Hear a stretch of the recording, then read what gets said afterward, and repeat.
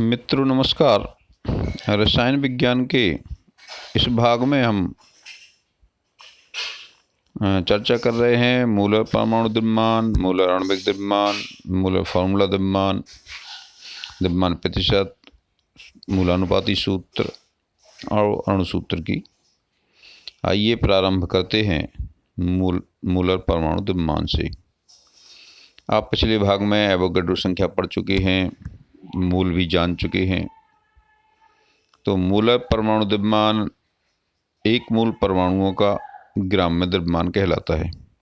उदाहरण के तौर पर हम हाइड्रोजन का मूलर परमाणु द्रव्यमान देखें तो ये होता है 1.008 ग्राम, अर्थात हाइड्रोजन के 6.022 गुणे 10⁻23 परमाणुओं का द्रव्यमान उसके मूलर परमाणु द्रव्यमान कहलाता है।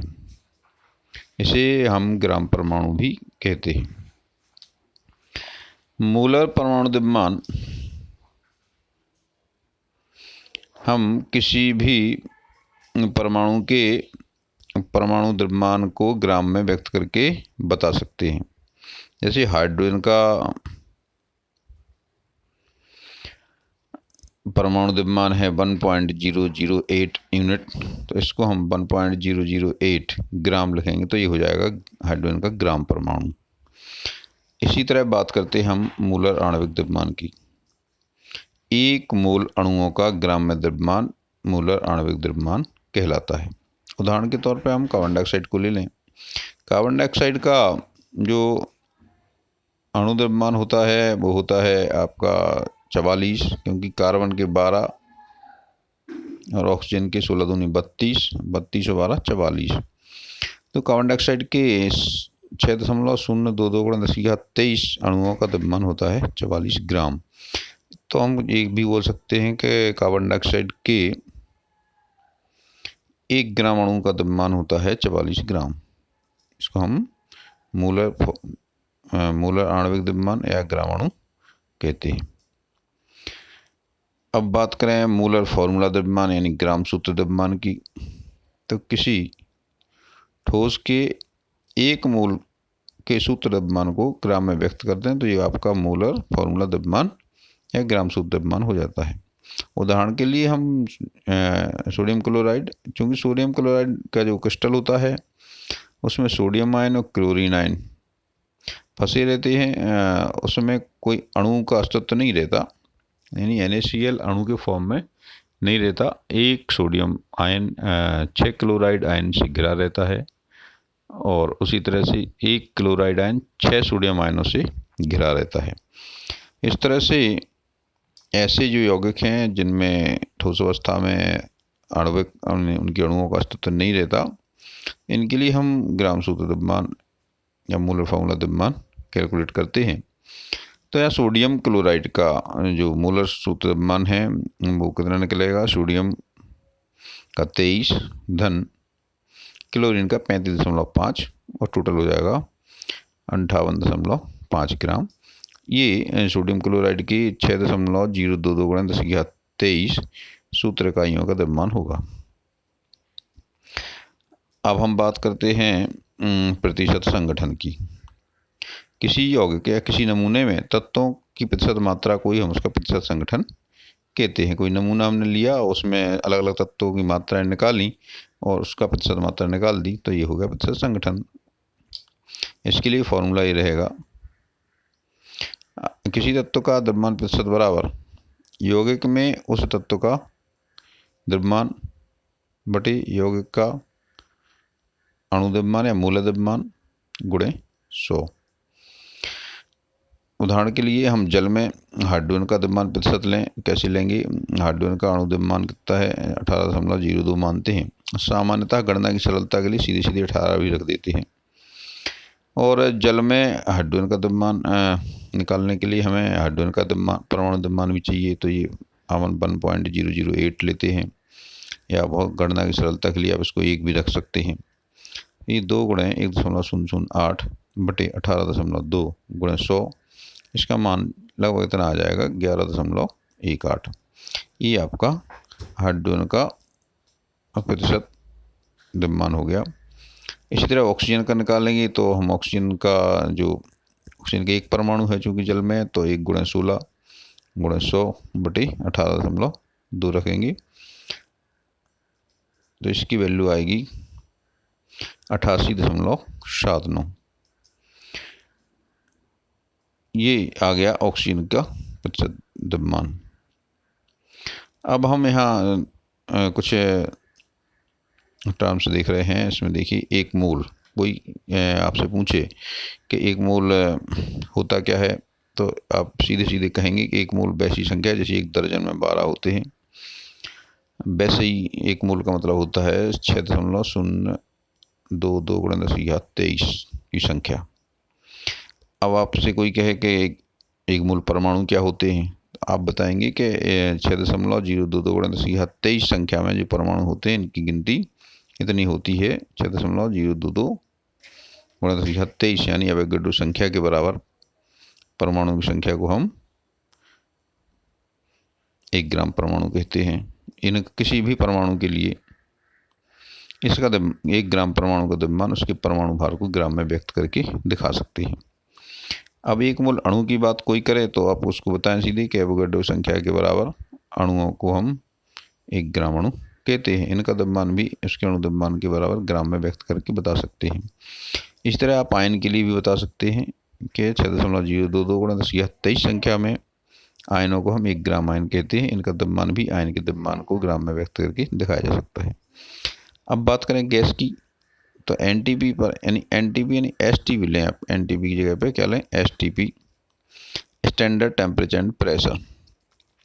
ऐसी स्थिति में आप सामान्य स्थिति में गैसों का जब आयतन लेते हैं तो उसके एक अणु भार यानी 1 ग्राम अणु का द्रव्यमान 22.4 लीटर होता है। तो 1 मोल गैस का 1 मोल एसटीपी पर 22.4 लीटर होता है, और इसको भी हम गैस के अणु भार को ग्राम में व्यक्त करके बता सकते हैं।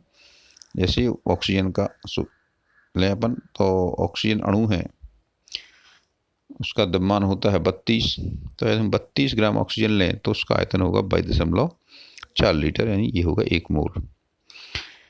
अब किसी सोडियम क्लोराइड जैसे किसी ऐसी आयनिक यौगिक लें जिसमें अणुओं का अस्तित्व नहीं होता है, तो आप उसमें 1 मोल सोडियम क्लोराइड को लें तो ये हो जाएगा 6.022 × 10⁻23 सूत्र इकाइयाँ। 6.022 × 10⁻23 सूत्र इकाइयाँ 1 ग्राम शुद्ध द्रव्यमान भी कहलाता है। ये हो गया आपका 1 मोल शुद्ध द्रव्यमान। आप यहाँ बात करें हम दी गई द्रव्यमान में मोलों की संख्या निकालने की, कई बार गणना पूछा जाता है, तो इसके लिए सीधे सीधे निकाल सकते हैं आप। मोलों की संख्या निकालना है तो आप इसमें पदार्थ का ग्राम में द्रव्यमान लेंगे और उसमें पदार्थ के आणविक द्रव्यमान का भाग दे देंगे, यानी W/M। W यानी वेट और M यानी मोलिकुलर वेट। या फिर अणुओं की संख्या, अणु परमाणु की संख्या दी है, मान लो अणु की संख्या दी है तो पदार्थ की अणुओं की संख्या बटे एवोगैड्रो संख्या। यदि परमाणु के हिसाब से निकालना है, 1 मोल परमाणु निकालना है, तो वहाँ पे अणुओं की संख्या की जगह पे परमाणु संख्या ले लेंगे, परमाणु संख्या बटे एवोगैड्रो संख्या। यदि गैस के लिए कहीं निकालना है मोलों की संख्या और आपको गैस का आयतन दिया है एसटीपी पर, तो आप सीधा सीधा गैस का एसटीपी पर आयतन रख के उसमें 22.4 का भाग दे देंगे।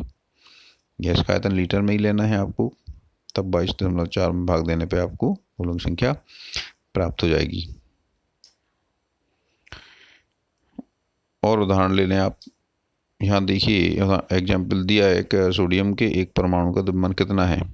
आप ज्ञात करना चाहेंगे तो क्या करेंगे। अब आपको पता है कि सोडियम का जो परमाणु भार है वो है 23, तो मूल संकल्पना से आपको पता है कि 23 ग्राम सोडियम के परमाणु का द्रव्यमान होगा। किसका सोडियम 23 ग्राम में कितने सोडियम परमाणु होंगे, 6.022 × 10⁻23, यानी 1 मोल है 23 ग्राम माने 1 मोल। अब आप इसका एक परमाणु का द्रव्यमान निकालना चाहते क्या करेंगे, क्योंकि 6.022 गुणे 10 की घात 23 परमाणुओं का द्रव्यमान होगा 23 ग्राम, तो एक परमाणु का द्रव्यमान होगा 23/6.022 गुणे 10 की घात 23। तो ये आप कैलकुलेट करेंगे तो ये प्राप्त होगा 3.82 गुणे 10 की घात ऋण 23। दूसरा एग्जाम्पल ले लें आप, एसटीपी पर 48 ग्राम ऑक्सीजन परमाणु की ऑक्सीजन में परमाणु संख्या क्या होगी। अब 48 ग्राम ऑक्सीजन ले रहे हैं आप, क्योंकि एक ऑक्सीजन के एक परमाणु का द्रव्यमान 16 होता है, यानी इसका जो परमाणु एक मूल परमाणु की संख्या 6.022 गुणे 10 की घात 23 परमाणुओं का द्रव्यमान कितना होगा, 16 ग्राम।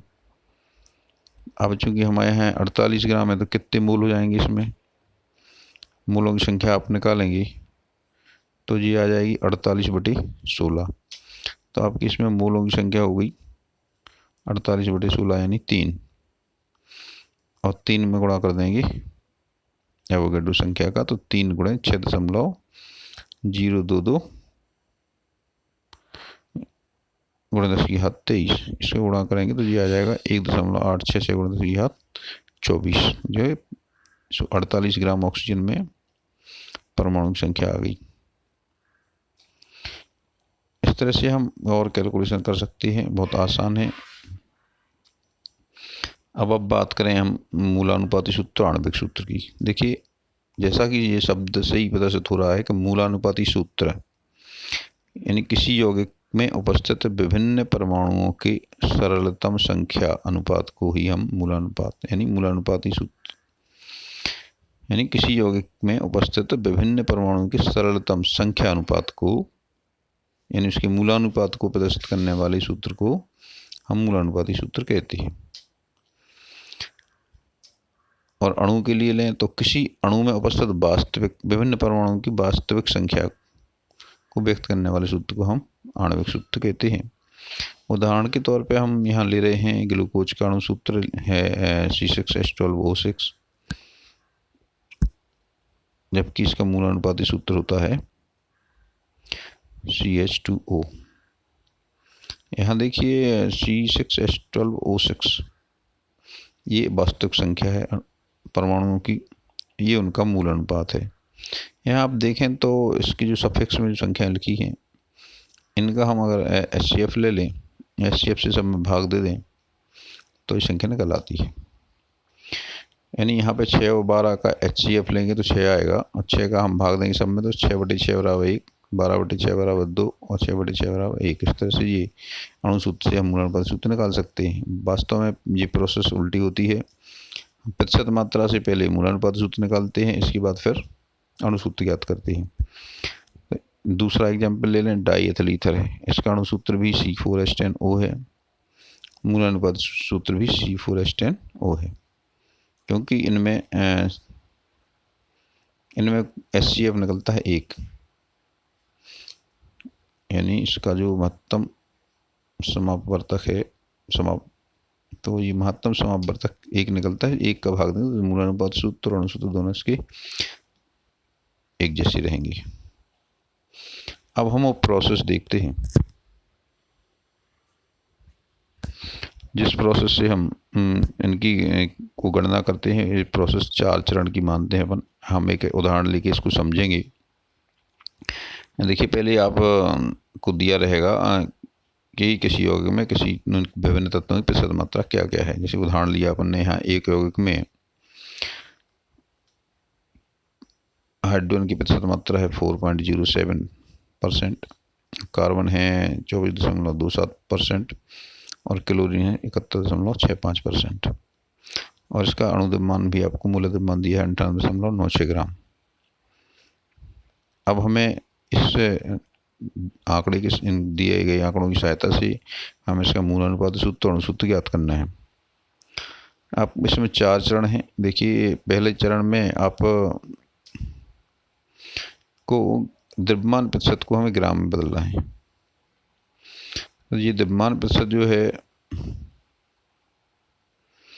आपको दिया है, इसको ग्राम में बदलने के लिए क्या करेंगे हम, इसको सीधे सीधे ग्राम में लिख देंगे। 4.07 है, मैंने पदार्थ को पूरे को 100 ग्राम मान लेते हैं और उसमें जो प्रतिशत मात्रा होंगी तो उतने ग्राम हो जाएगा। जैसे 100 ग्राम में 4.07 ग्राम हाइड्रोजन हो जाएगी, 24.27 ग्राम कार्बन हो जाएगा, 71.65 ग्राम क्लोरीन हो जाएगा। अब हमें दूसरे चरण में निकालना है प्रत्येक तत्व के मूलों की संख्या, यानी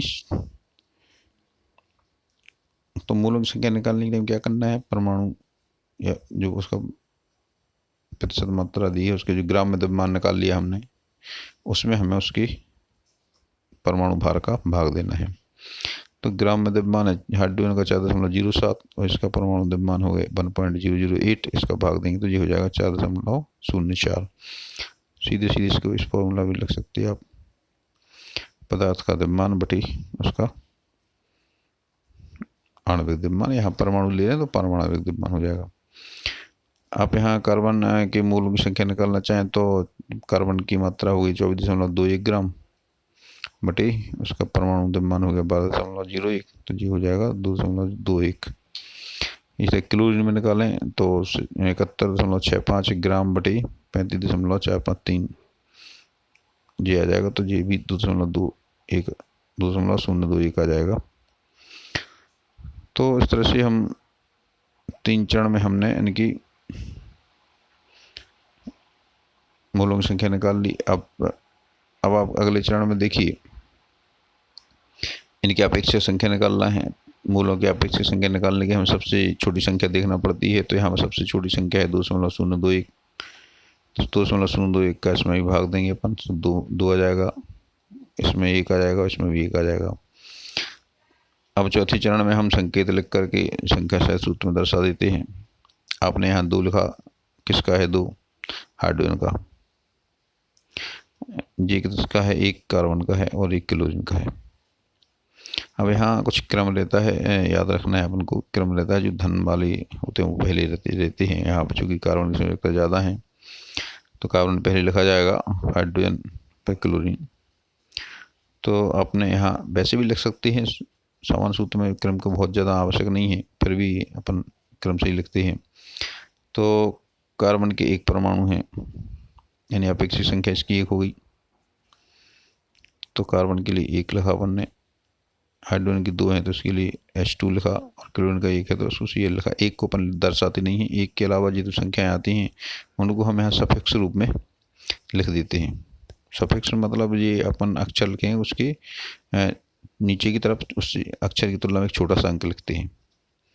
यहाँ पे जो आपने CH2Cl लिखा तो जो 2 सफिक्स है, चूँकि यहाँ पे 1 आना चाहिए था, यहाँ पे 1 आना चाहिए था, चूँकि 1 को लिखा नहीं जाता तो इसीलिए ये इस तरह आ गया CH2Cl। अब बात करेंगे हम, जो आपके बन गया कौन सा, मूलानुपाती सूत्र बन गया CH2Cl। अब इसमें मूलानुपाती सूत्र में जरूरी नहीं है कि जी अणुसूत्र हो, कई मामलों में ये अणुसूत्र के समान भी होता है और कई मामलों में ये अलग भी होता है। इसके लिए आपको निकालना है, इनका मूलानुपाती सूत्र बाहर निकालना है। पहले आप मूलानुपाती सूत्र बाहर निकालिए। यहाँ पे मूलानुपाती सूत्र बाहर निकालने के लिए हम देखते हैं, यहाँ पे कार्बन है 1 परमाणु, तो जी 12.01 लिख देंगे। हाइड्रोजन 2 परमाणु, 2 × 1 लिखेंगे, और ये क्लोरीन का है 35.453, 1 परमाणु है, तो इन सबको जोड़ देंगे तो ये आ जाएगा 49.48। अब हम इसका भाग, अणु सूत्र जो हमें दिया, अणु भार द्रव्यमान, मूल द्रव्यमान दिया है हमें, ये मूल द्रव्यमान में हम इसका भाग देंगे तो एक संख्या प्राप्त हो जाएगी हमें, पूर्ण संख्या। उसको हम n से प्रदर्शित कर रहे हैं, तो इस तरह का एक फॉर्मूला मान लिया अपन ने, अणु सूत्र बराबर n × मूलानुपाती सूत्र। यानी यहाँ पे अणु सूत्र जो अणु भार है, इसको इस n संख्या को निकालने के लिए हम अणु द्रव्यमान यानी मूल द्रव्यमान में मूलानुपाती शुद्ध द्रव्यमान का भाग देते हैं। तो यहाँ पे अणु द्रव्यमान दिया है 98.96, आपने मूलानुपाती शुद्ध द्रव्यमान ज्ञात कर लिया 49.48, इनका भाग देंगे तो ये हमें संख्या प्राप्त होगी 2। तो यहाँ पर अणुसूत्र निकालने के लिए हमें मूलानुपाती सूत्र में 2 का गुणा करना होगा, और मूलानुपाती सूत्र में 2 का गुणा करना है तो अपन इस तरह लिख देंगे 2 गुणे CH2Cl। अब इस 2 गुणा सभी में करेंगे तो यहाँ पे देखो कार्बन परमाणु संख्या 2 हो गई, यहाँ पहले 1 थी, 2 गुणा करेंगे तो 2 हो जाएगी। यहाँ पे हाइड्रोजन की परमाणु संख्या 2 थी, 2 का गुणा किया तो 2 2 4, क्लोरीन की 1 थी तो 2 गुणा का 2। इस तरह से फॉर्मूला हो गया C2H4Cl2। ये आपका हो गया अणु सूत्र। इसको हम एक टेबल के माध्यम से भी आसानी से अपन लिख सकते हैं, लिखने की आसानी रहती है, वो समझ भी सकते हैं आराम से इसको। देखिए सबसे पहले कॉलम में आपने लिखा है यहाँ पे संकेत, संकेत लिख लो तीनों के, कार्बन है, हाइड्रोजन है, क्लोरीन है। हाँ, यहाँ पे एक और ध्यान देने की बात है, कभी कभी हमें जो प्रतिशत मात्राएं दी रहती हैं वो उसमें एक की प्रतिशत मात्रा छोड़ दी जाती है। तो हाँ, यदि आपने वहाँ पर दिया हो कि शेष ऑक्सीजन है तो ऑक्सीजन रहती है, या यदि नहीं भी दिया है, कुछ नहीं लिखा है और 2 तत्व दिए हैं, कार्बन और हाइड्रोजन दिए हैं और उनकी प्रतिशत मात्रा टोटल करो तो 100 नहीं हो रही है, तो उसमें जो शेष मात्रा बचती है हम उसको ऑक्सीजन की तरह लेते हैं और फिर उसकी गणना करते हैं। तो यहाँ पे अभी बाद में देखेंगे उनको। अभी आप इधर देखिए कि 3 तत्व दिए हैं, तीनों के संकेत आपने लिख दिए, तीनों की प्रतिशत मात्राएं आपने यहाँ लिख दी। दूसरे कॉलम में, तीसरे कॉलम में आपको मूलों की संख्या निकालना है तो आप इसमें सीधी भाग दे देंगे। 24.27 भागे 12.1 बराबर 2.021 आ जाएगा, और इसमें 4.07 में 1.008 का भाग देंगे तो 4.04 आएगा।